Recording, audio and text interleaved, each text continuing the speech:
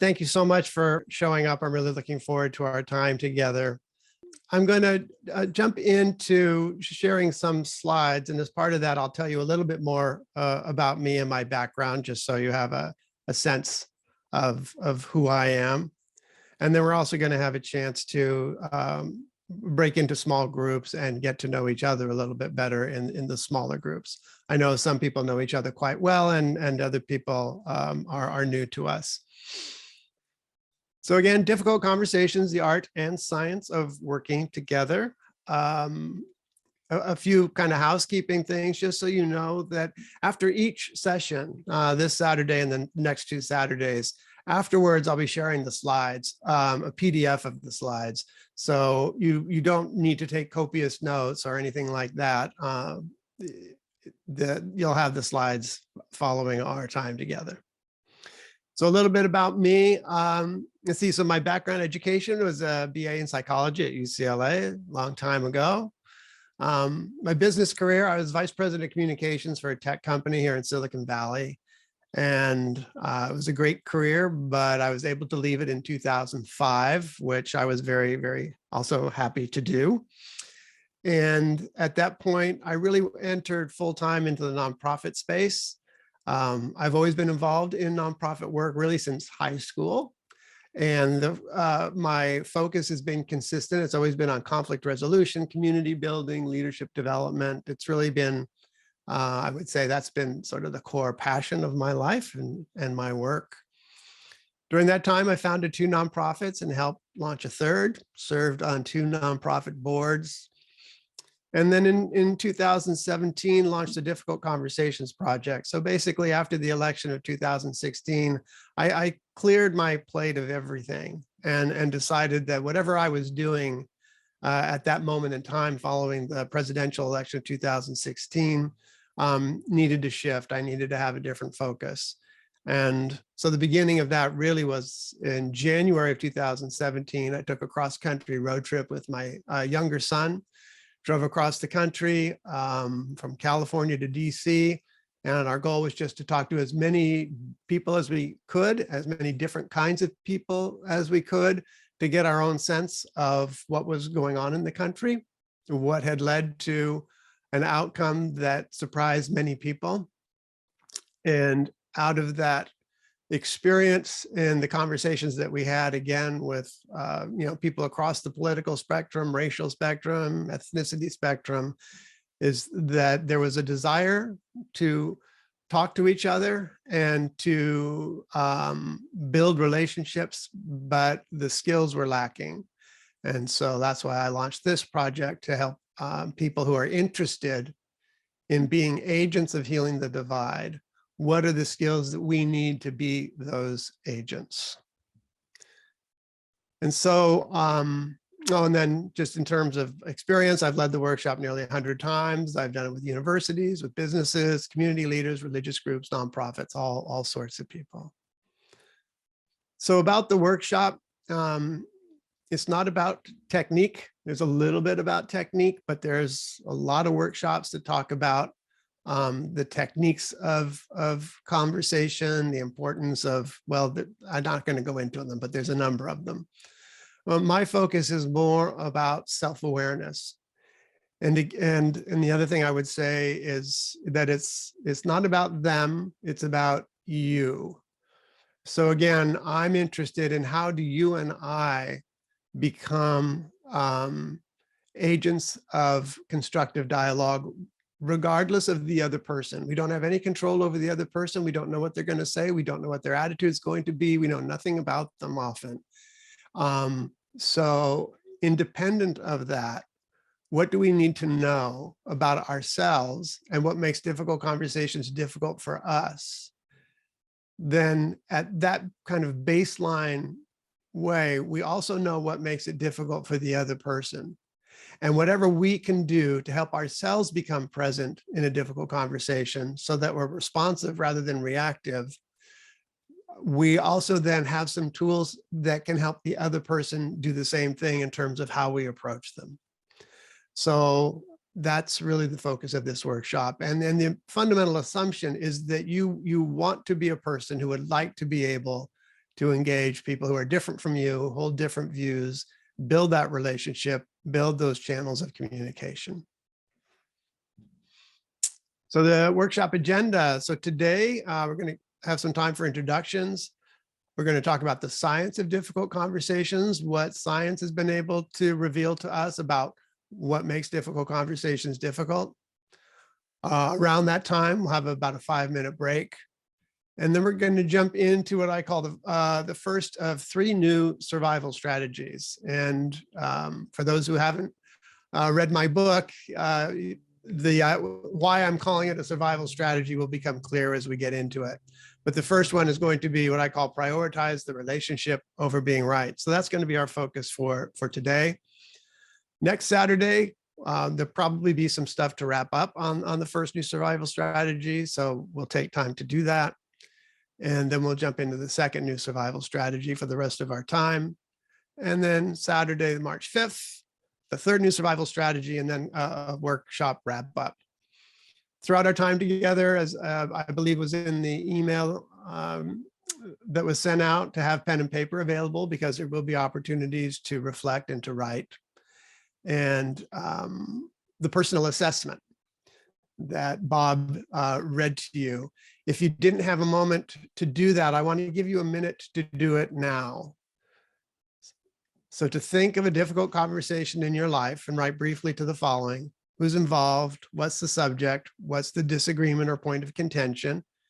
This is not to be shared. I would like you to have it for all 3 sessions. So just bring it with you each time. And again, the purpose of this is to give you have a real life difficult conversation in mind, so that you can think about the material we are covering in terms of that conflict as a way to see whether or not you're finding this material helpful, because that really is the bottom line. If it's not helpful, then it's not helpful. But hopefully it will be helpful. And this is a way to discover if it is or isn't. So with that as kind of an overall introduction to the workshop, let's go ahead and jump into small group introductions. And let me tell you how I would like to do this. I want you to think of this as doing the introductions in 3 separate rounds. So in round 1, just briefly introduce yourself in whatever way is meaningful to you. What would you like folks to know about you? Your job, your hobbies, your family, but something that helps people get to know you a little bit better. So everyone will have an opportunity to answer the first question. Once everyone's answered the first question, go into the second question. Share why you signed up for this workshop and what you hope to get out of it. And then after you've done round 2, go to round 3. Based on your experience, what makes difficult conversations difficult? So these are the 3 questions. You have 12 minutes. And again, don't answer the 3 questions all at once. It is important that you do these rounds to isolate the rounds before you move on to, do round 1 before round 2.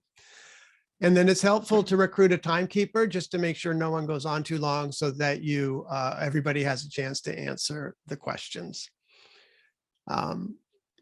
So if that is clear to folks, and maybe take a moment to memorize those questions. Brief introduction, why you signed up and what you hope to get out of it, and what makes difficult conversations difficult.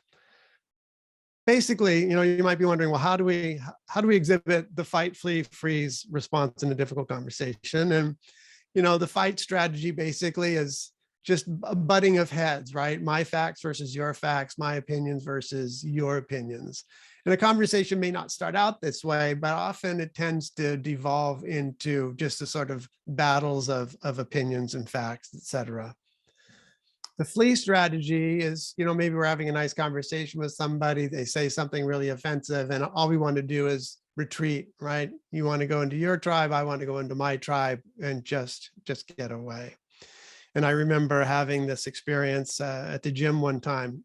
A lot of my stories are gym-based. It's an interesting environment for witnessing various kinds of conflicts. But anyway, I was sitting next to, or I was on a recumbent bicycle, and I was, riding the bike, and they said that there was a gentleman next to me. He was on his bicycle. Each of us was watching a news program. I was watching mine. He was watching his. And he leans over and he says, "Oh, talking about the program I'm watching." And he says that news program is so biased.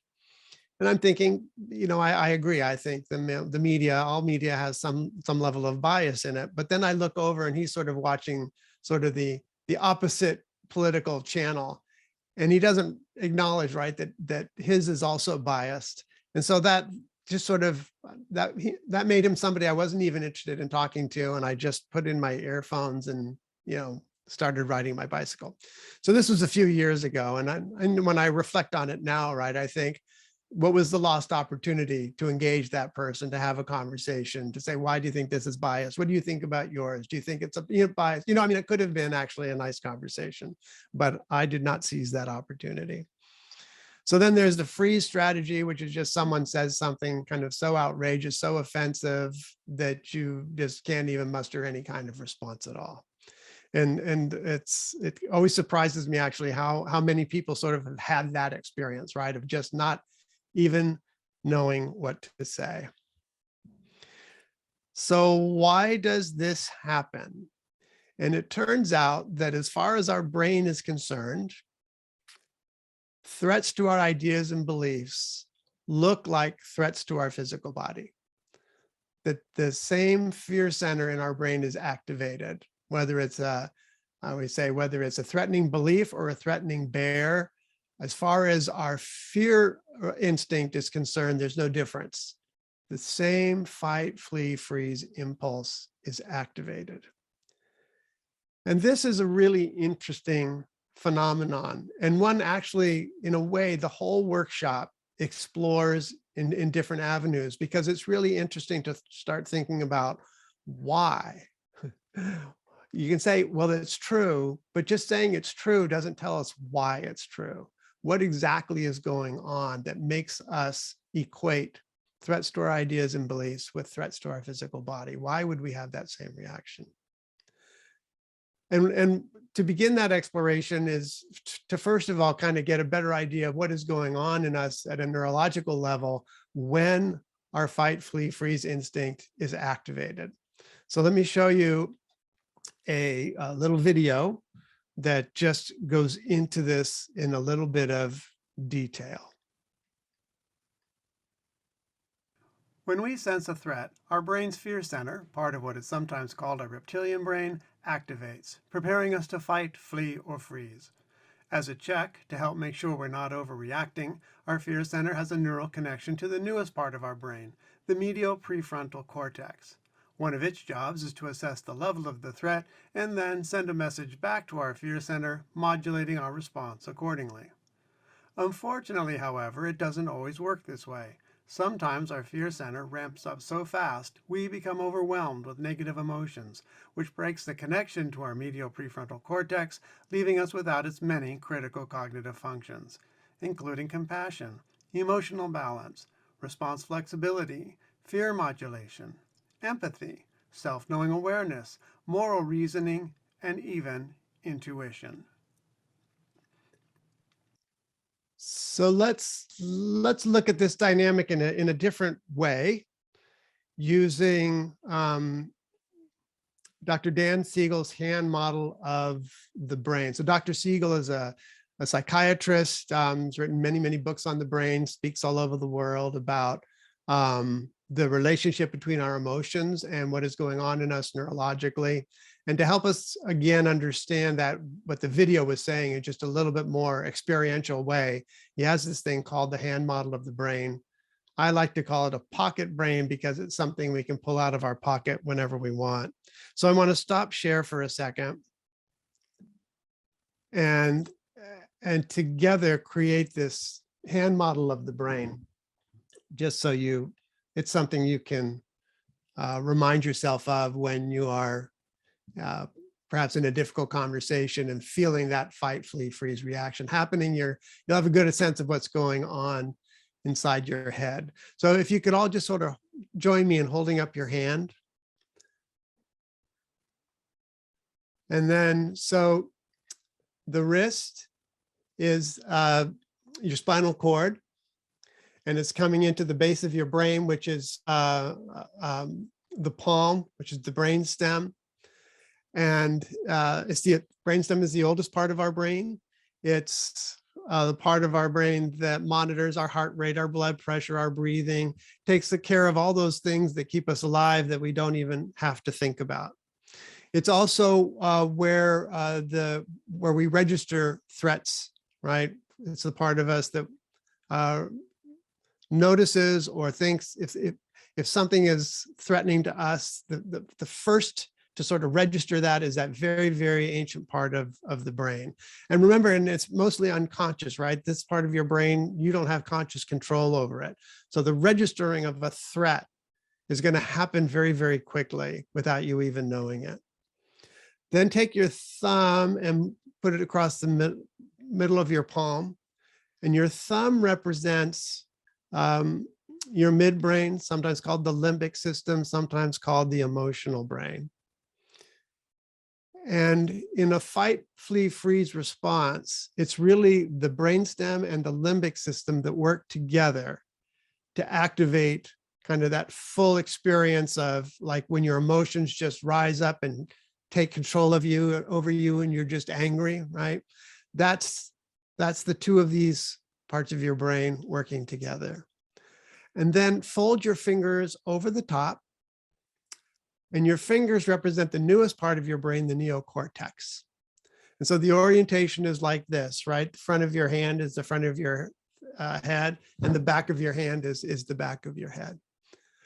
So the role of the neocortex is well, let's see, what I want to do actually is focus on a particular part of your neocortex, which is from your knuckles down to your tips of your fingernails. This is the newest part of your brain called the prefrontal cortex. And this part of our brain, right, that's kind of right behind our eyebrows here. This is the newest part of our brain. And the two middle fingers from your first knuckles down to your fingertips is called the medial prefrontal cortex, the middle part of your brain. So if you open up your hand again, and you lower just the two middle fingers, close them down, you'll notice, if it's fully closed, that this is the part of your brain that integrates the whole brain. It's that your tips of your fingers are probably touching your palm, so it integrates the brainstem.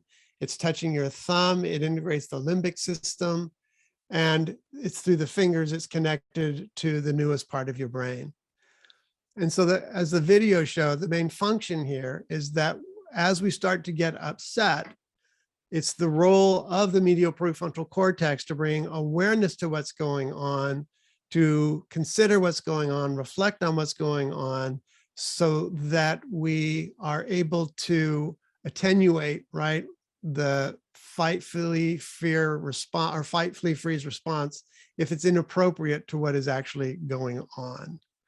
And that when we get so angry that we just sort of lose it, he calls that flipping our lid, because in that moment, we actually lose that integration. We lose the integration with our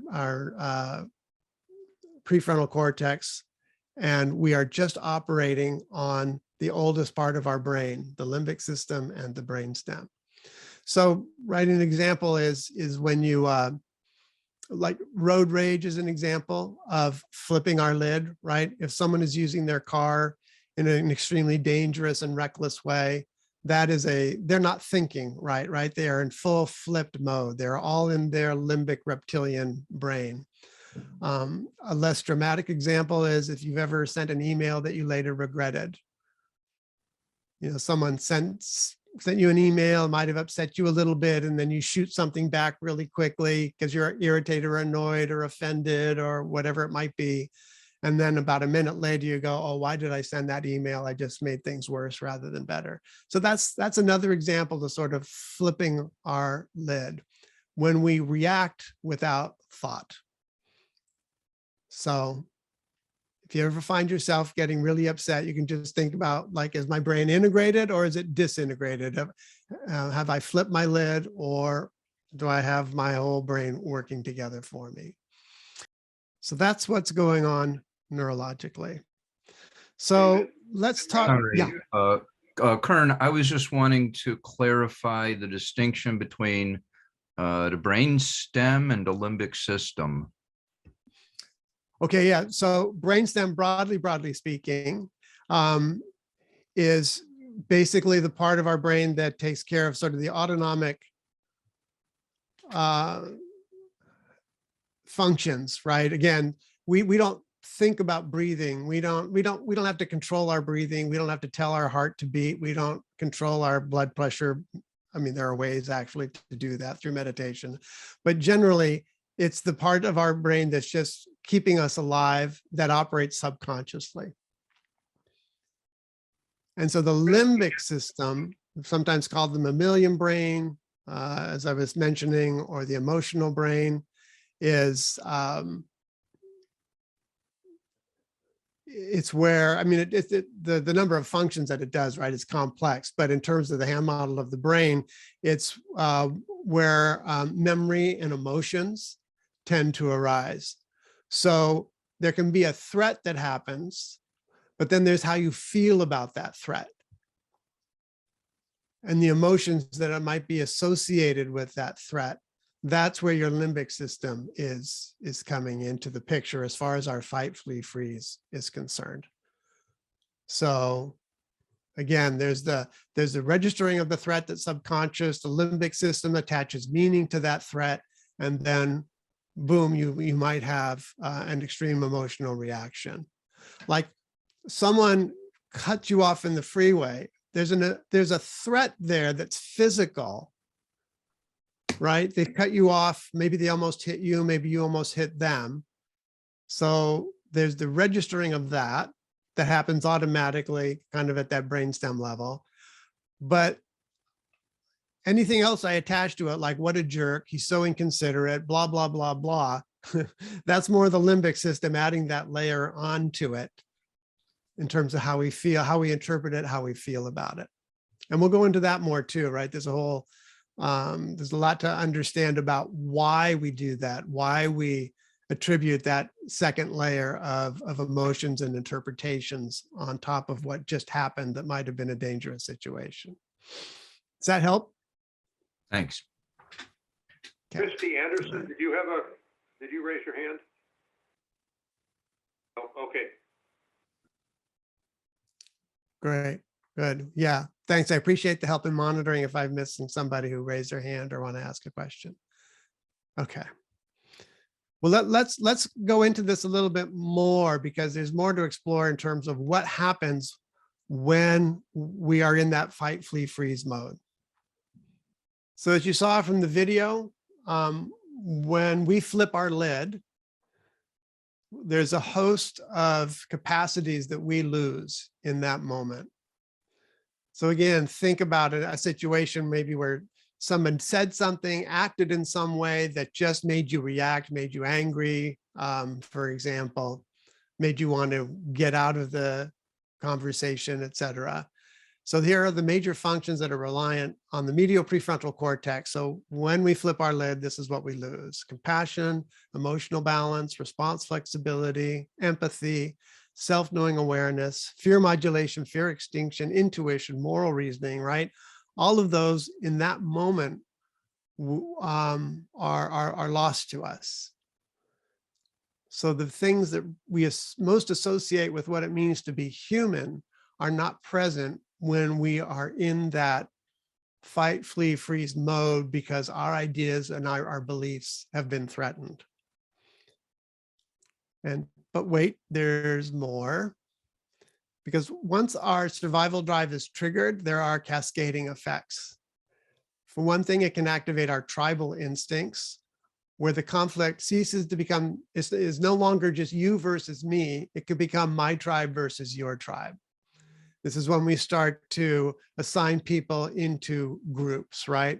It's the basis of group thinking, which is also what allows us to dehumanize the other. And once we've dehumanized the other, we justify violence towards the other. So that's just a dynamic to be aware of, right? When is it that we have put someone into a group and made them the other, and then the follow-on effects of dehumanizing them, making them one-dimensional, and justifying some sort of aggression towards them, violence towards them. So that's one thing that can happen when our survival drive is triggered. The other thing is it can activate what's called the backfire effect, where faced with information contradicting our beliefs, the areas of our brain associated with learning remain dormant. So we actually, when we're in this mode, we actually are unable to learn. And it's helpful to know, if you're in a difficult conversation with the other person and they are starting to get upset, they are in a mode where they actually can't listen and they can't learn. So there's no reason to continue to try to explain, try to get rational. They're actually not able to listen. They're not able to learn because they're in this either fight, flee, or freeze mode. So the bottom line of this section really is this, that fight, flee, and freeze are survival strategies for not getting eaten. It's an fight, flee, and freeze it's an instinct that we share with just about every other creature on the planet. It's hundreds of millions of years old. There was a psychiatrist, he wrote a book, he's with Harvard University, and there was just one line in it that I just thought was really interesting. And he said that our survival drive is only modestly more sophisticated than an alligator's. And alligators have been around for like 260, 300 million years or so.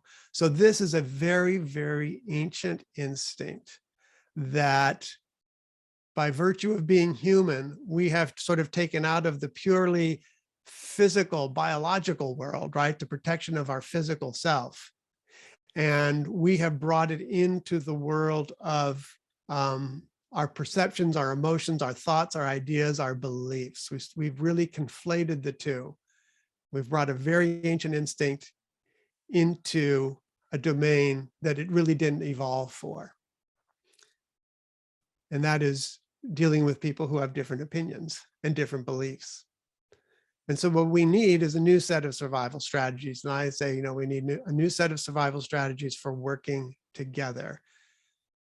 That the challenges that fight, flee, and freeze are great for immediate short-term threats to our survival. Like if a car is coming at us, we want to jump out of the way. We don't want to think about it. We don't want to reflect on it, right? We just want to get out of the way really quickly. But if we want to figure out how to make the world safe for cars and pedestrians, the fight, flee, freeze survival drive doesn't help us at all. We need reflective thought. We need creativity. We need, right, all of those skills that are available to us when we are in a fully integrated mode as opposed to a flipped lid mode.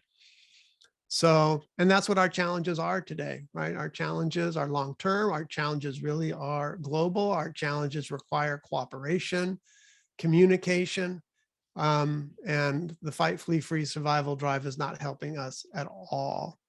And I think that's so important to take in, because unless we're convinced that that reaction that we have to people who think differently, believe differently, if we feel justified in that reaction, we'll never change. But if we can really get a hold of the fact that it is not serving us as individuals and it's not serving us as a collective, then we'll be more motivated to actually start looking at a different way of being with each other and dealing with our differences. So we're going to have another small group reflection, groups of 3 or 4. This would just be about 5 minutes with a 1-minute grace period. And to share your thoughts on what we've covered so far. What was new? What stood out? What questions do you have? All right, well, welcome back. I'm curious, did anyone have any specific questions they would like to ask in the larger group? Anything that came up? Any kind of clarification or comment or insight or anything that you'd like to share with the larger group? Ed, go ahead. One thing and maybe it's because of my background, discord and arguments is part of our democracy, part of our country from day one until today. Trump is not new, historically speaking, in terms of various historic figures in our country. So in many ways, I'm thinking that this is just normal, and maybe it's a little too aggressive in terms of all the death threats and the fact that we have 410 million guns as opposed to 320 million people. But, you know, welcome to America. Sorting out what we need to do to make it a better country is absolutely important. But, you know, this is who we are. That's a random thought. No, not at all a random thought. So it's because I think what a lot of people feel, right, is that it's different, and now it's somehow more urgent to find a different way of working through, right, these differences. And if we're of the opinion that it's actually not abnormal, it's just kind of the way it is, then I think that would lead you to relate to what's going on today differently, right? You might feel less urgency to figure out a better way of resolving our differences than what's going on right now. So what I hear you saying is you're not particularly concerned. Is that correct? Yes, and I think, and again, my being a history teacher, et cetera, if we only knew our history, we may not get too excited about what's going on, but we need to put it in context. And as you say, lower the temperature, be empathetic, work things out, et cetera. But this is who we are. Mm-hmm. Mm-hmm. Yeah.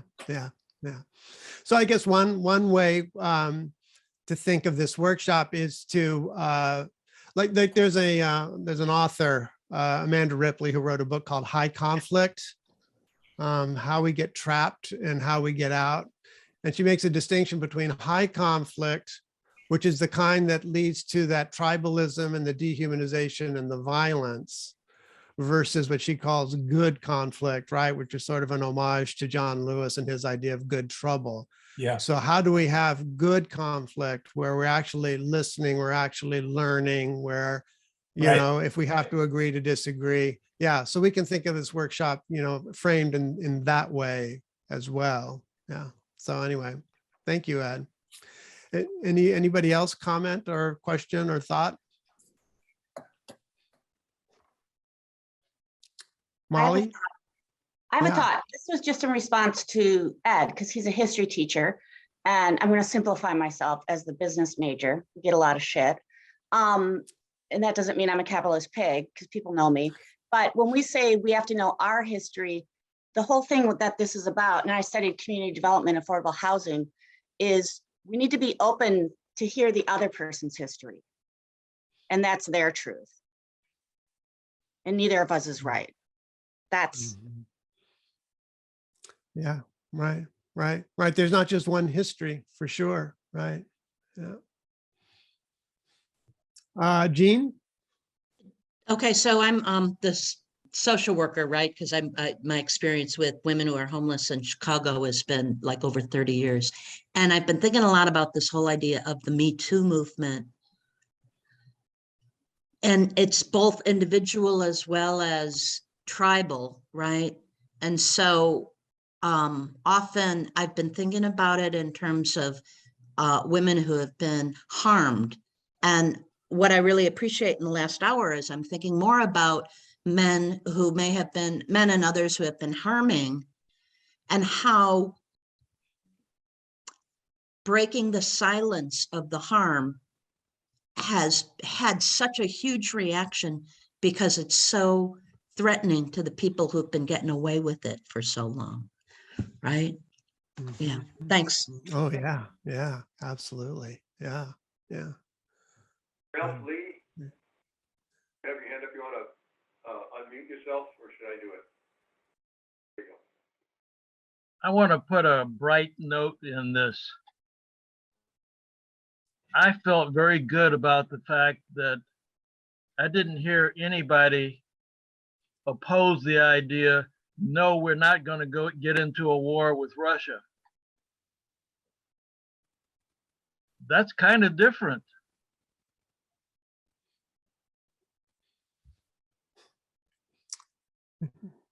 Yeah. That's it. Yeah. Willa Willa? and Molly, I think you raised your hand again, but Willa then Molly. I am struck by something that I think is different in this day and age, and that is the pervasiveness of social media and our lack of skills in being able to negotiate that. And it adds an element to our ability to listen or to present. It's out of the ballpark in so many ways. And until we can develop those skills, I am not as optimistic as Ed, I guess is what I'm saying. Thank you for listening. Thanks. And Molly, do you have a comment? Okay, speaking of difficult conversations, we can throw power into it because it's often related to work. Power, these people pay my salary, and the male-female relationship, and also making a living. I like to sort of switch things around, which I've only done this recently, like how we arrest the people that were selling the pot, the Black kids. They get why didn't we ever arrest the people buying the pot? Here's another one. I just watched, we got to talk about Cosby. He was no different than the gymnastics guy, that abused all the gymnasts. He was in a place of power, and all the people around him didn't question his power because their jobs were on the line.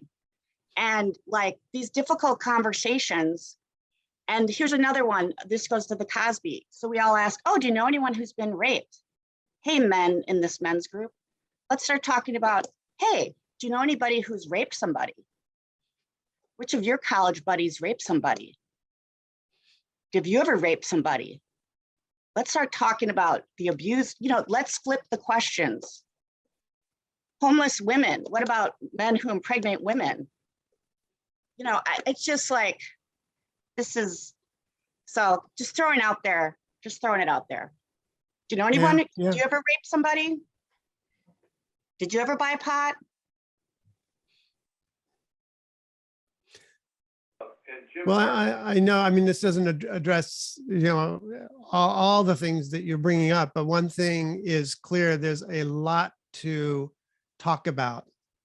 And how we talk about it is really, really important. So two people who have raised their hands, and then let's hear from these two, and then we're going to take a short break. I feel like Willa does about the social media stuff, and I'm curious about why this whole idea of fear and feeling like our well-being is being threatened. How that happens over social media that causes people to react in such a extreme way. It's like we're not even in proximity to each other, and in some cases, the people that are responding so negatively to each other don't even know each other. There's not even a relationship there. So I don't know. I'm kind of curious, Karen, how you would tie that into the what you have been explaining in that previous session. So the dynamics of social media.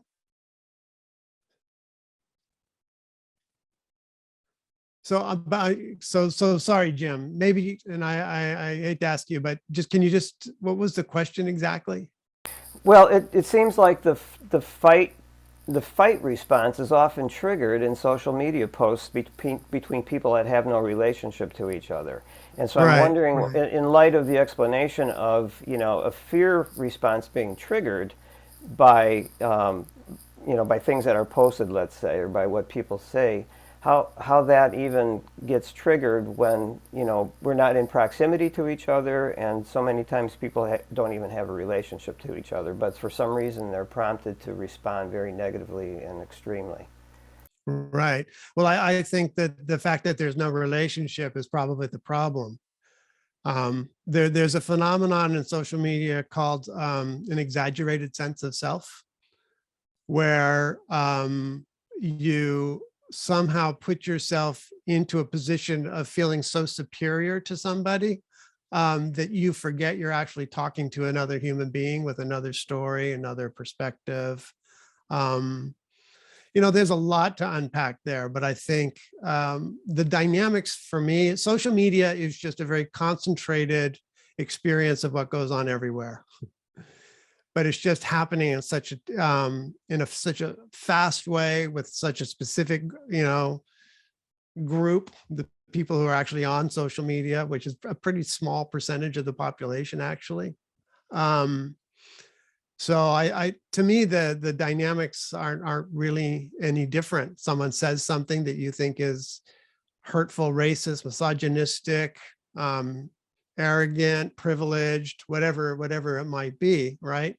Then if that's a hot button for you, then you're going to react. And I think the thing about social media is, yeah, I don't really experience the consequence of saying something nasty to you because you're not in the room with me. So it's a lot easier. So that would be one thought. Bob Innocenzi, go ahead. Oh, yeah, I kind of agree with Ed to a certain degree. We've always had these radical extremist elements in our society, but it doesn't seem as though now, it just seems as though they have a much larger voice, and they're kind of like a minority, but now they kind of like control the majority opinion. You know, it seems as though there's no countervailing power to curtail them. These extremist groups, you know, they have too much of a voice. If our fight, flee, freeze reaction, right, is not helping us when we're in those difficult conversations, what can be different strategies that do work? And so the first one is, as I mentioned, that I want to go into is this idea of prioritizing the relationship over being right. And let me give that a little bit of more context, and then, excuse me, sorry, then we'll again have a chance to talk about it in our small groups. But the reason for proposing this as a strategy is really kind of simple. Difficult conversations require resilient relationships. Often we try to have a difficult conversation with someone we don't really know very well. And it could even be, you know, someone that we think we know well, but maybe we don't know as well as we could, right? Maybe we've known them for so long, we've made certain assumptions about them. So this idea of making sure that our relationships are good so that we can have the conversation that we need to have. And in a way, you think of the strength of the relationship is like the conduit for the difficult conversation. So a weak or a stressed relationship constricts that conduit and makes it very difficult to communicate with each other. Whereas a good relationship really opens up that conduit, and communication flows back and forth in a much more productive and positive way. And to clarify some other aspects of this that let's see, how do I say this, that can sometimes people think about this meaning that we're somehow subjugating ourselves to the other person, we're prioritizing the other person. And so I want to ask us to think about this differently, that the key word is relationship. So it's not about prioritizing them over you. It's about prioritizing both of you together at the same time, to actually shift how you think about yourself when you are engaged in a difficult conversation. And usually in a conversation, right, we are each kind of the center of gravity and we act from our own interests. And so it's how I think of things versus how you think of things. And we feel obligated, right, to really represent our perspective. And so a different way of thinking about it is that the relationship is the center of gravity. And so we don't act specifically in our interest, we act in the interest of the relationship, which includes us. So it's a different way of thinking. We act in the interest of the relationship, which includes us. So we are acting in our own best interest from the perspective of valuing the relationship. And it's when both of you are in that circle together, right? Then you can have a really good conversation when you both are prioritizing the relationship, you both value the relationship. But sometimes, right, the other person actually might not be part of that. They're not necessarily valuing the relationship. And so in that instance, what you want to do is you want to help bring them back into the relationship, right? You're never without agency. And if there's anything that this workshop is about, it's about power and it's about agency. Power in terms of being able to have being able and being free enough to take whatever actions are necessary to strengthen the relationship so that the conversation can continue. And just a quick little example of what I mean, just one example of, say, being in a conversation with someone who was not part of the relationship and bringing them back. I remember kind of early in my career, I was a marketing manager and I had a meeting with the CEO, and it was the first time that I met with the CEO. And I was there to justify my budget. And again, I didn't know him, he didn't really know me. And so I walk in and I have to justify my budget for my department. And we sit down together and he immediately starts clearing his throat really loudly and fidgeting and crossing his legs and uncrossing his legs and looking kind of in every different direction except at me.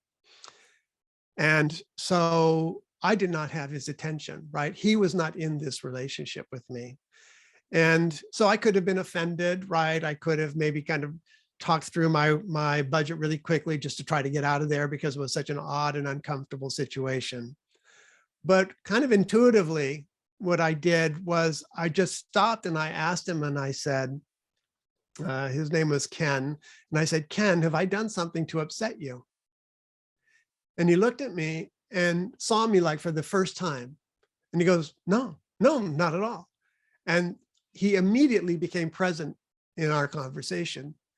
And, he's a CEO, is a big company. He probably had a lot on his mind. He had a lot of distractions. My budget was fairly small and insignificant compared to the whole company, right? It wasn't a personal thing to me that he didn't give me his attention. He wasn't telling me I was insignificant and unimportant, which I could have taken it that way, right? He was just distracted. And by bringing it up, it brought him into the relationship. And then we had a very productive conversation about my budget and everything worked out fine. So to me, that's an example of kind of a small example of thinking in terms of the relationship and not just in terms of me and how I'm taking it and what I think of it. How do I strengthen this relationship to have a meeting about my budget? And a more significant example, some people may have seen this video called I Grew Up in the Westboro Baptist Church, Here's Why I Left. And to me, this is a wonderful story about the power of prioritizing the relationship over being right. And so what I want to do is play it. It's normally a 15-minute video. I just edited it down to 9 just to save time, but it still tells the story. So what I'd like to do is just play this video for you as a way of demonstrating again the power of this idea of prioritizing the relationship. So let me play it and then we'll continue our exploration.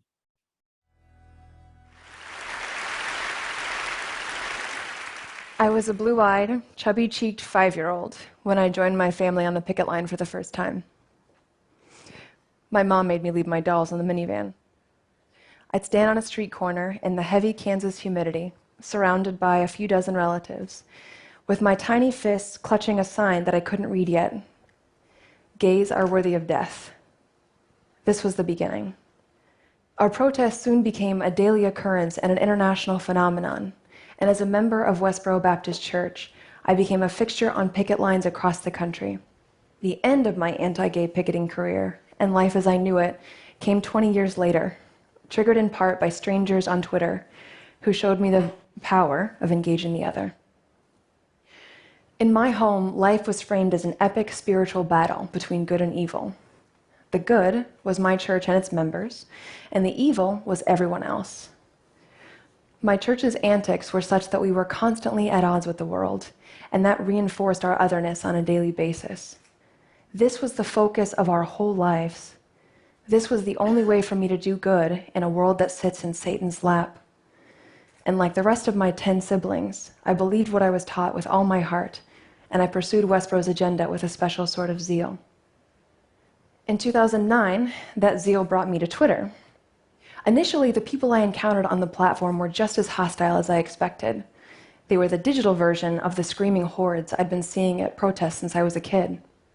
But in the midst of that digital brawl, a strange pattern developed.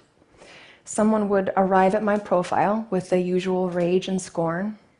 I would respond with a custom mix of Bible verses, pop culture references, and smiley faces. They would be understandably confused and caught off guard. But then a conversation would ensue, and it was civil, full of genuine curiosity on both sides. How had the other come to such outrageous conclusions about the world? Sometimes the conversation even bled into real life. People I'd sparred with on Twitter would come out to the picket line to see me when I protested in their city. A man named David was one such person. He ran a blog called Julicious, and after several months of heated but friendly arguments online, he came out to see me at a picket in New Orleans. He brought me a Middle Eastern dessert from Jerusalem, where he lives, and I brought him kosher chocolate and held a God hates Jews sign. There was no confusion about our positions, but the line between friend and foe was becoming blurred. We'd started to see each other as human beings, and it changed the way we spoke to one another. It took time, but eventually these conversations planted seeds of doubt in me. These shifts in my perspective contributed to a larger erosion of trust in my church, and eventually it made it impossible for me to stay. In spite of overwhelming grief and terror, I left Westboro in 2012. In those days just after I left, the instinct to hide was almost paralyzing. I wanted to hide from the judgment of my family, who I knew would never speak to me again, people whose thoughts and opinions had meant everything to me. And I wanted to hide from the world I'd rejected for so long, people who had no reason at all to give me a second chance after a lifetime of antagonism. And yet, unbelievably, they did. David, my Julicious friend from Twitter, invited us to spend time among a Jewish community in Los Angeles. We slept on couches in the home of a Hasidic rabbi and his wife and their 4 kids. The same rabbi that I'd protested 3 years earlier with a sign that said, "Your rabbi is a whore." That period was full of turmoil, but one part I've returned to often is a surprising realization I had during that time, that it was a relief and a privilege to let go of the harsh judgments that instinctively ran through my mind about nearly every person I saw. I realized that now I needed to learn. I needed to listen. This has been at the front of my mind lately because I can't help but see in our public discourse so many of the same destructive impulses that ruled my former church. We celebrate tolerance and diversity more than at any other time in memory, and still we grow more and more divided. We write off half the country as out-of-touch liberal elites or racist, misogynist bullies. No nuance, no complexity, no humanity. I remember this path. It will not take us where we want to go. What gives me hope is that we can do something about this. The good news is that it's simple, and the bad news is that it's hard. We have to talk, and listen to people we disagree with. And I will always be inspired to do so by those people on Twitter, apparent enemies who became my beloved friends. What was special was their approach. I've thought about it a lot over the past few years, and I found 4 things they did differently that made real conversation possible. The first is, don't assume bad intent. My friends on Twitter realized that even when my words were aggressive and offensive, I sincerely believed I was doing the right thing. Assuming ill motives almost instantly cuts us off from truly understanding why someone does and believes as they do. We forget that they're a human being with a lifetime of experience that shaped their mind, and we get stuck on that first wave of anger, and the conversation has a very hard time ever moving beyond it. But when we assume good or neutral intent, we give our minds a much stronger framework for dialogue. The second is ask questions. When we engage people across ideological divides, asking questions helps us map the disconnect between our differing points of view. But asking questions serves another purpose. It signals to someone that they're being heard. When my friends on Twitter stopped accusing and started asking questions, I almost automatically mirrored them. Their questions gave me room to speak, but they also gave me permission to ask them questions and to truly hear their responses. It fundamentally changed the dynamic of our conversation. The third is stay calm. This takes practice and patience, but it's powerful. Dialing up the volume and the snark is natural in stressful situations, but it tends to bring the conversation to an unsatisfactory, explosive end. When my husband was still just an anonymous Twitter acquaintance, our discussions frequently became hard and pointed, but he always refused to escalate. Instead, he would change the subject. He would tell a joke or recommend a book or gently excuse himself from the conversation. We knew the discussion wasn't over, just paused for a time to bring us back to an even keel. And finally, make the argument. This might seem obvious, but one side effect of having strong beliefs is that we sometimes assume that the value of our position is or should be obvious and self-evident, that we shouldn't have to defend our positions because they're so clearly right and good, that if someone doesn't get it, it's their problem, that it's not my job to educate them.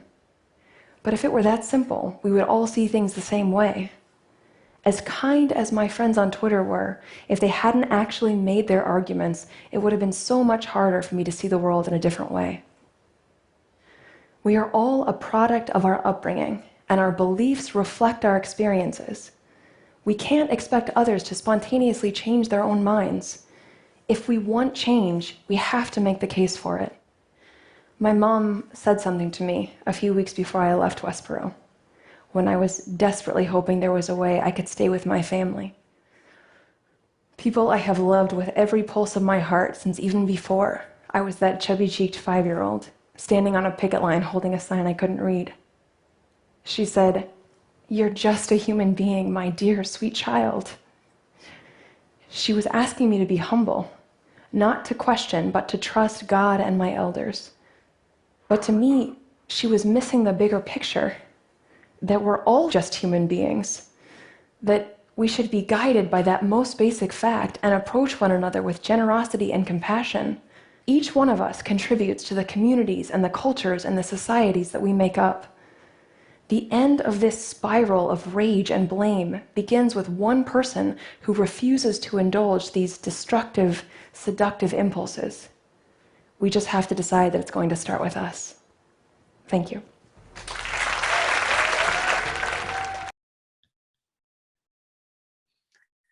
So just to recap real clearly or quickly, Megan's 4 strategies or 4 things that people did differently. Don't assume bad intent, ask questions, stay calm, and then make the argument. And I think it's instructive that the first 3, right, are about focusing on the relationship. They're about opening up that conduit of communication so that when you make the argument, the other person actually is able to hear it.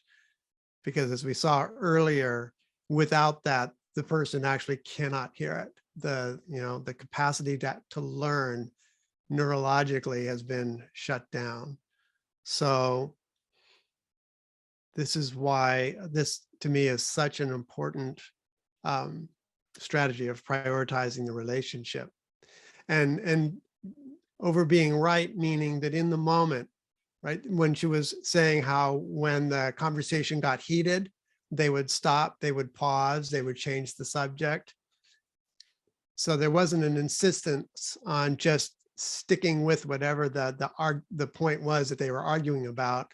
They shifted, they built the relationship, they reconnected the relationship, and then they went back into, right, the conversation that they really wanted to have.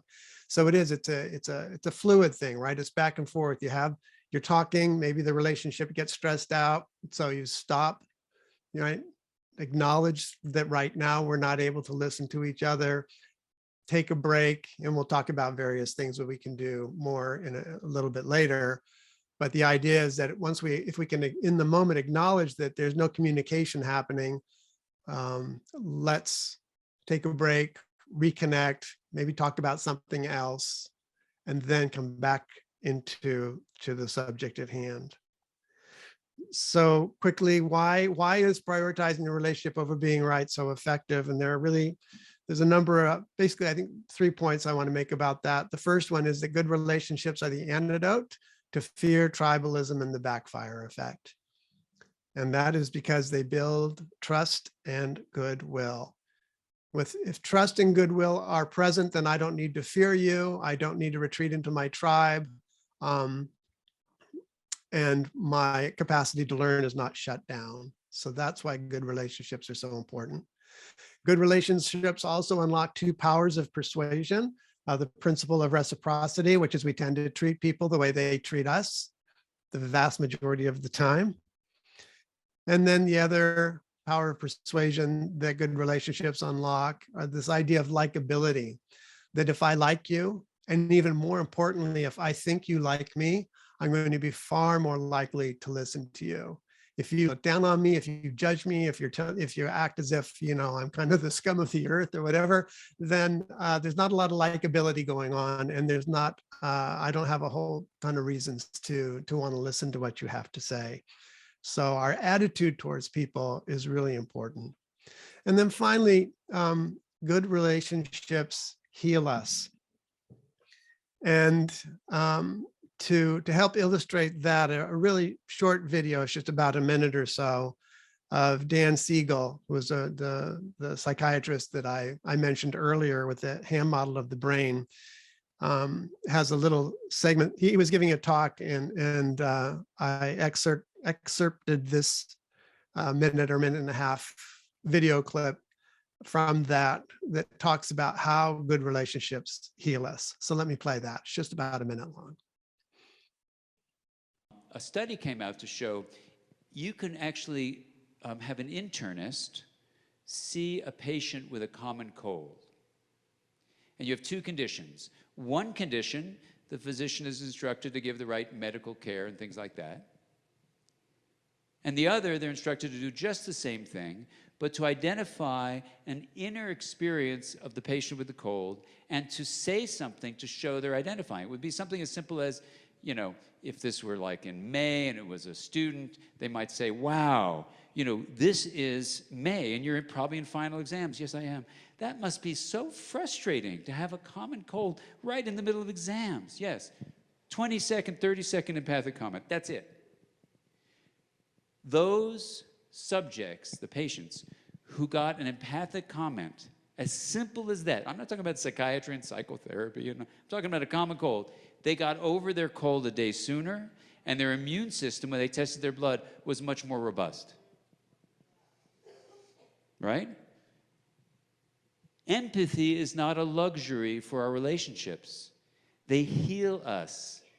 And that's not just as physicians, that's as all of us. So we need to ask the question of what is a relationship?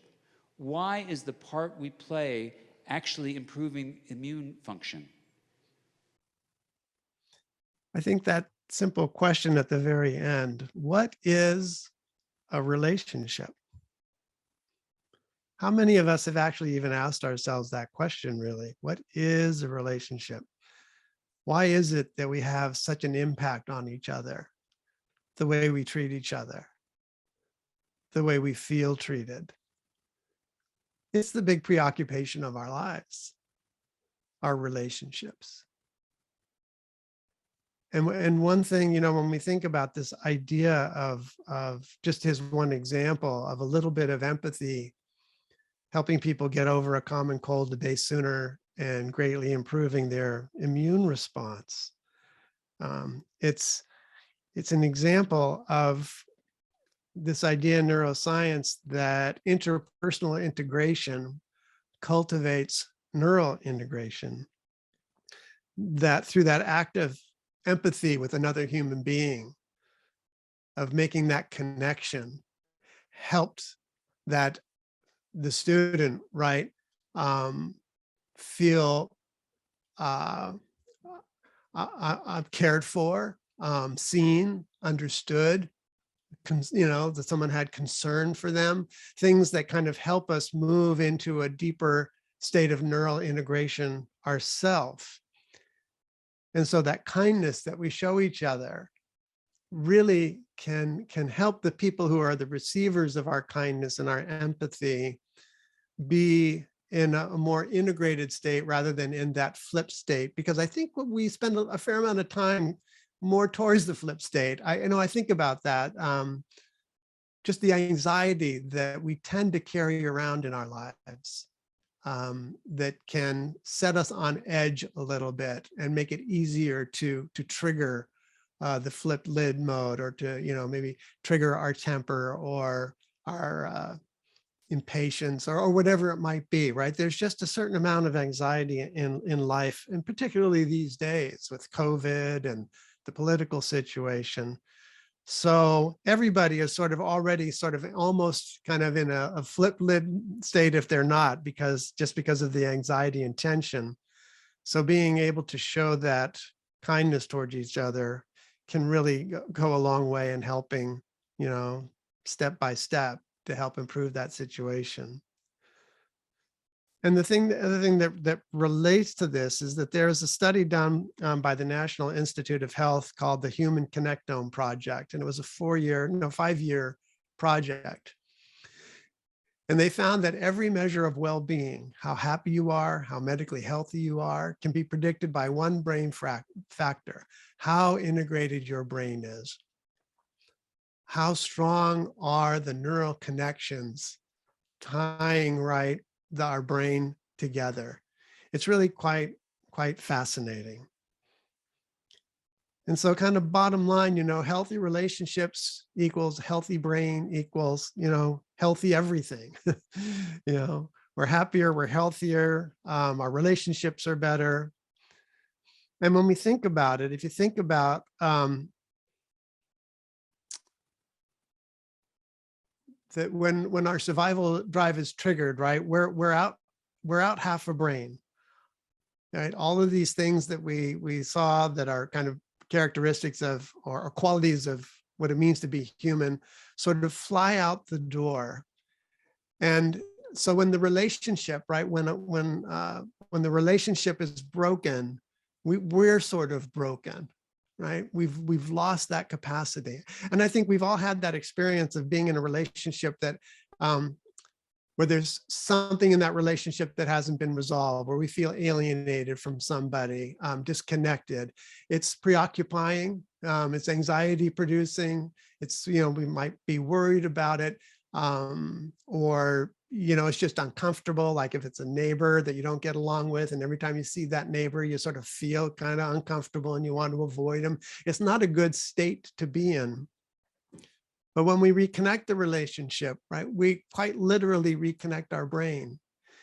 And I don't know if you've had an experience of a relationship that sort of got stressed and broke, right? Where there was where you felt alienated from each other, and then we're able to repair it.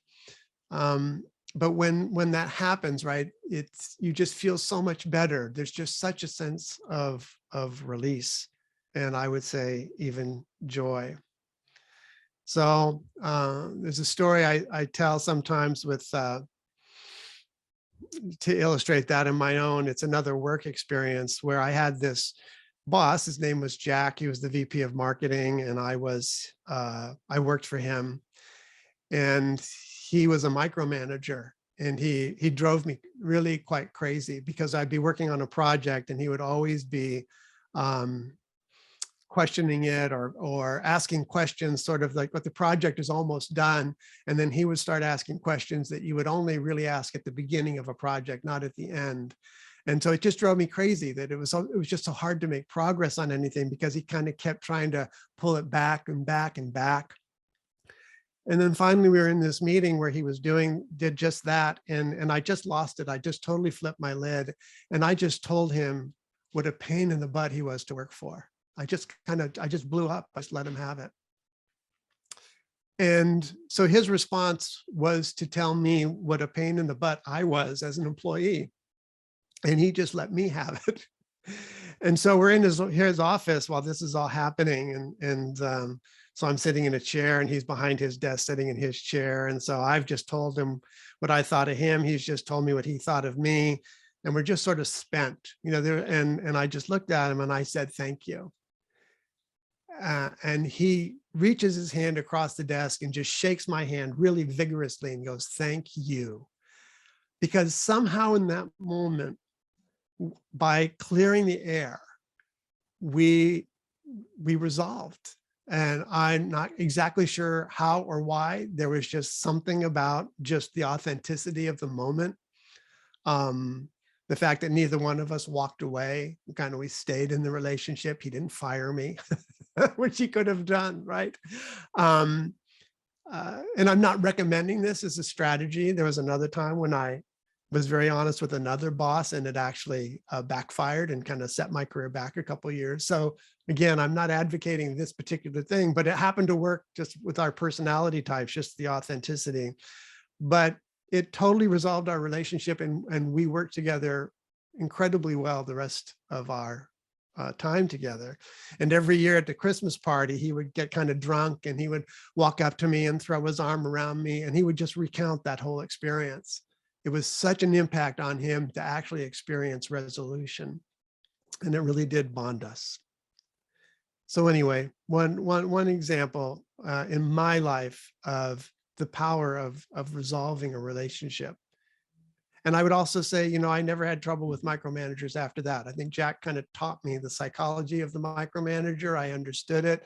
I understood it wasn't personal to me. It was kind of, it was their way. It's what they learned to do through their life experiences. So anyway, what I want to do now is we've covered a lot. So we're going to have a few minutes, 5 minutes, groups of 3 or 4, to just share our thoughts on this first new survival strategy, prioritize the relationship over being right.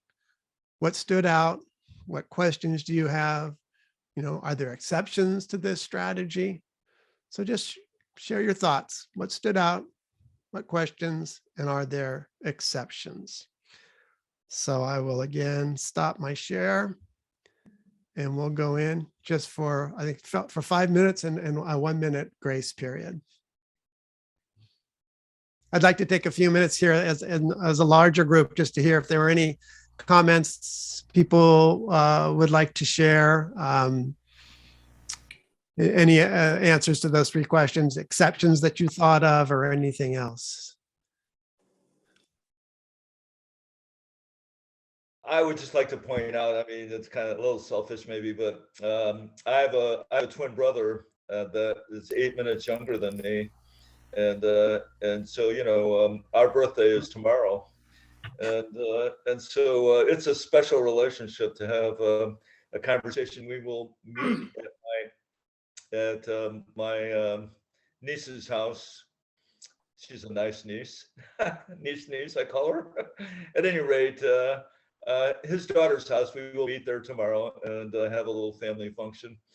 But yeah, talk about friends and enemies and emotions and things. We've had it for a long, long time. I'll just say that. And so that's kind of, maybe I'll have a different conversation with him tomorrow, valuing my twin relationship over being right. That's a good place to practice, and happy birthday, by the way. That's great. Jim. I really got a lot out of the prioritization of the relationship. I think, you know, in some ways it feels like it's as simple as that at any point in any kind of dialogue or, you know, escalated argument or anything like that, all it takes is one of the people involved to say, you know, I feel things are damaging our relationship at this point, and to bring it back to the idea of the relationship, and that in itself kind of creates a pause. So, I mean, it wouldn't be easy to do because you have to be willing to give up your position temporarily, I guess. But then that always calls into question, you know, between the people involved, how important is this relationship to each of us? The exception that came up for me, though, is, you know, not all relationships carry the same weight. And in your question about what is a relationship, you know, and so in some ways, to me, it could be enough of a relationship with a stranger in the sense that, you know, we're both here occupying this time and place together. We're both living in this world, cohabiting this, you know, this environment. And isn't it enough of a relationship for us to be able to at least get along and respect each other? And so, you know, even with strangers, maybe there's enough of a reason to prioritize a relationship. Yeah, and just real quick, I think, you know, Dan Siegel's story about the relationship between the doctor and the patient, you know, there's not a lot invested in that relationship really, but just that little moment of empathy, right? The impact we can have even on people we don't know well is something, I think, quite amazing. Bob. You're muted. Yes, well, I was thinking about people whose beliefs are just so outrageous that you can't really meet them halfway. You can't really have a relationship, and so you just agree not to speak to them, I suppose. Well, what about the story of Megan Phelps Roper? Oh, I see. I mean, wouldn't that be an example of she had outrageous beliefs, and I mean, really outrageous beliefs, but the people still engaged her, and she ended up changing. Made the attempt to speak with her, yeah. Yeah. Sort of an extreme example. Most of us don't have that kind of challenge. Eric, you're muted. Yeah. But didn't she also, though, ultimately prioritize other relationships to her family and make a conscious choice about that? Yeah. She paid a big price, actually, right? Yes. And And I think the price that she paid wasn't so much her rejection of her family as her family's rejection of her, based on whether or not she adopted their beliefs.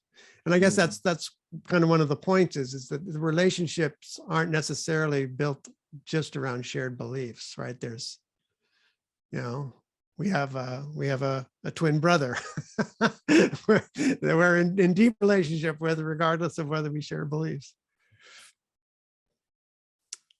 Sorry, Alex, you're Alex had to raise hand, and then sorry, then we'll go to David. I don't know if that's Alex. Is that you? Yes. I thought this was going to end at 12, and evidently it's not. Because I can't. Okay. Yeah. It goes to 12:30, I believe, right? 12:30. Yes. That's what we advertised it as, to 12:30. Yeah. Okay. Yeah. But that's okay. Yeah. Well, we if you need to leave, by all means, and that's okay. Sorry about that. I thought it was supposed to be noon. Yeah. And the next two sessions will be 12:30 also. Yeah. David. So I think what I'm hearing, Kern, what I'm hearing you say is, in a sense, we might think there are exceptions, but basically it's more like there aren't exceptions. At least that was how I interpreted your comments.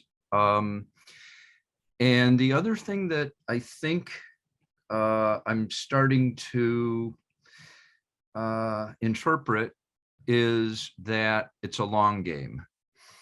And so it isn't necessarily going to be that we come to some agreement in this conversation, but by investing in it in terms of relationship, I mean, like in Miss Phelps' case, I think that was a process of many years, but it still was a relationship based on a long game.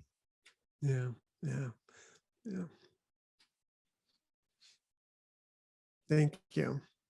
Willa? Yeah, two comments. I think one probably just goes without saying is that there are some relationships that are abusive in nature, and those are not ones that fall into these categories of trying to maintain relationships. But your comment, relationships aren't necessarily built around shared beliefs, has me pause and think, because I think that maybe in my head, I give more value, assign more value to relationships that are built on shared beliefs. And if I have a relationship and the beliefs aren't shared, then to me that feels like it's not the relationship that it could be or that I want it to be. Yeah, right, right. I think most of us feel that way. Yeah. Could share something. Yeah. It's Molly. So, and I grew up without a religion, and I speak 2 languages. I probably play more than 3 sports. And if everybody shared my religion, spoke the same languages, and played the same sport, it would be a damn boring place because I would never be challenged. So, and that person who practices a different religion than me, and I grew up without one, so I don't have any bruises or scars, but like that's where we learn tolerance and humanity. And we are, like that woman said, her mother's like, well, you're a human being. Yes, and we're all human beings. And through our shared experience, I work in education and I love it because it's diverse, culturally, race-wise, economic-wise, and we're all in it together. And we have little human beings and they are the future. So in those people that are social workers, you know, the soft skills that aren't, those careers that aren't given monetary reward, like some others in our society, is our future. And if we erase the diversity, I'm sorry, like why get out of bed? Yeah, unfortunately, we can't erase it, can we? So that's, yeah, but to appreciate it. To not, yeah, that's wonderful. Thank you. Thank you. Okay, that makes sense. Anybody else? So I think, you know, getting back to what Willa, your hand is still up. I don't know if you wanted to say anything else. No, okay. But what Willa was talking about, I think, right, there are people that we are closer to, right? And then relationships are more important. And my closest friends definitely are, you know, my closest, we have the most commonality in terms of our view of things. One great example where that's not necessarily true is with my kids, you know? So, but obviously that relationship is really important to me, regardless of whether or not we actually share some kind of core beliefs around certain subjects. And not all relationships fall into that category, right? Of where there's obviously something deeper that binds you. And then the other thing I would just say that, and I was starting to share this in my small group, that this idea of what is the relationship, you know, because I think about, as an example, there are plants that are poisonous and there are plants that are good to eat. It's important to know what my relationship is to the poisonous plant and what my relationship is to the one that's good to eat, right? So I'm going to avoid the poisonous one. I'm going to engage with the one that's healthy. Just a sort of like a metaphor of how to think about it. But even in that poisonous plant, right, I have an appreciation for that plant. It serves some function. It's not good for me, but I'm not going to try to eliminate that plant. I'm going to respect that plant. And I think we have such an impact on people. Again, you know, as I was saying, even those casual interactions with the people at the grocery store, to take a moment and really look at the person who's serving you and really appreciate them and say thank you can make a huge difference in that person's life. I've certainly experienced that. A random person who does me a kindness kind of helps the trajectory of the rest of my day. If someone's sort of mean to me or rude for no reason, I don't know them, it's not like it doesn't bother me. It does bother me, even though I don't know them. So they have a chance to have a nice positive impact on me or a negative one. And I sure appreciate it when they make it a positive one. So I think we are in relationships with people all the time. They're all different kinds of relationships. Given whatever kind of relationship that is, what does it mean to prioritize it? And I think in terms of, because one thing that does come up often, right, is this, the abusive relationship. And I think that sometimes, right, prioritizing yourself is prioritizing the relationship. It's not good for that person to abuse you. That's not a good thing for him or her. It's not a good thing for you. And the best thing you can do is extract yourself from that relationship. So they're not necessarily mutually exclusive. Any other comments before we do this very last quick section of the workshop? Okay. Okay, Dave, yes. So once again, Kern, have we actually described or defined what is relationship?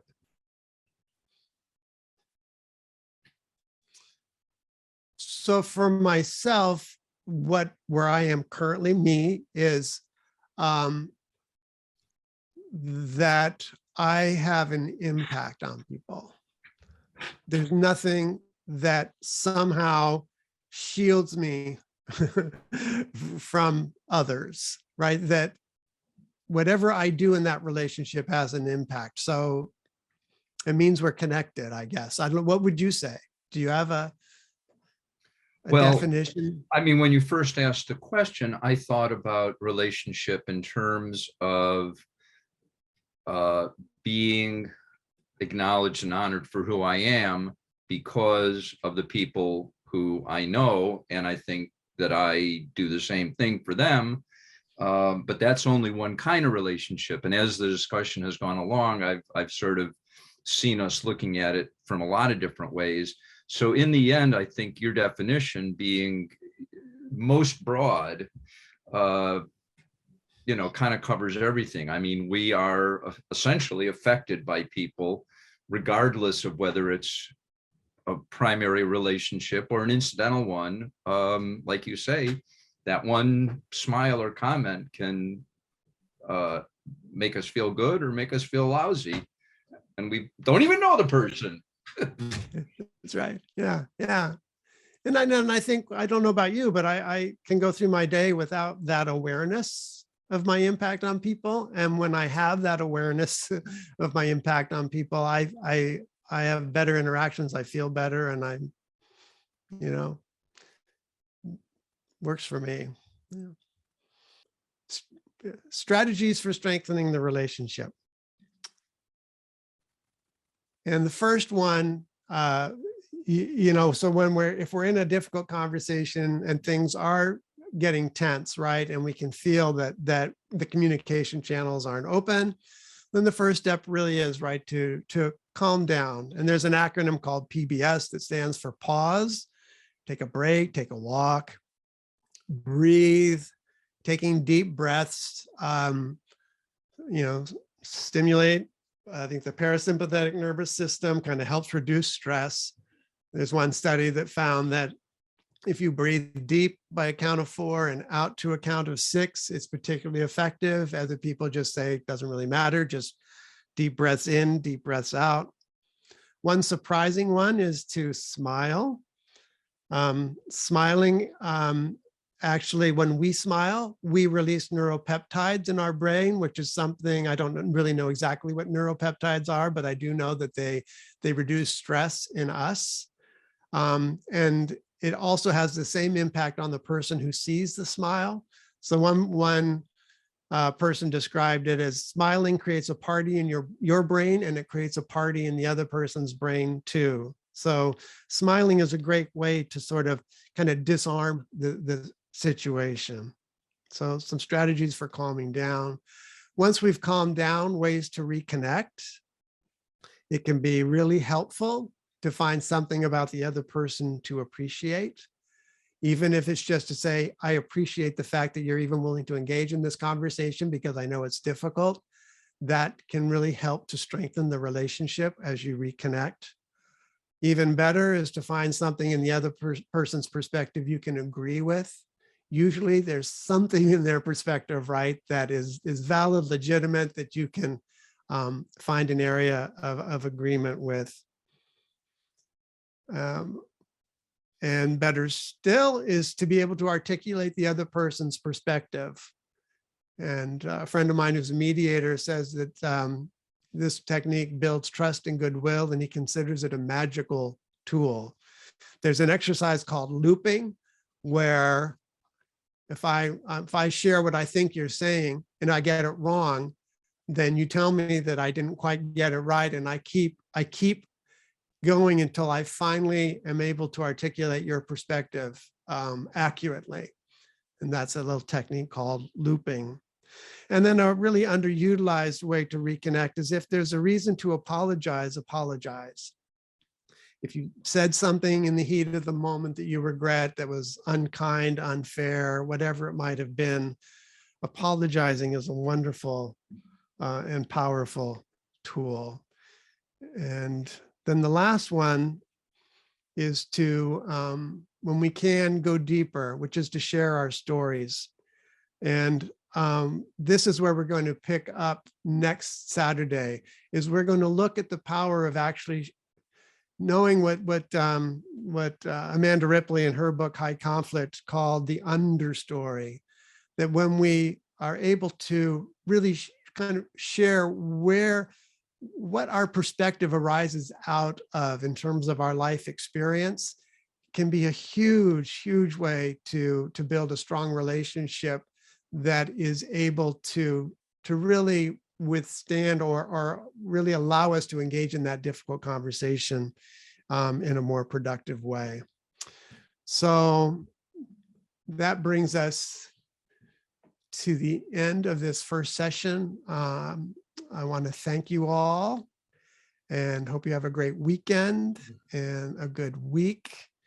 We'll see you next Saturday. And again, we're going to pick up where we left off here, because we've got a wonderful exercise of story sharing that I know people will appreciate and enjoy.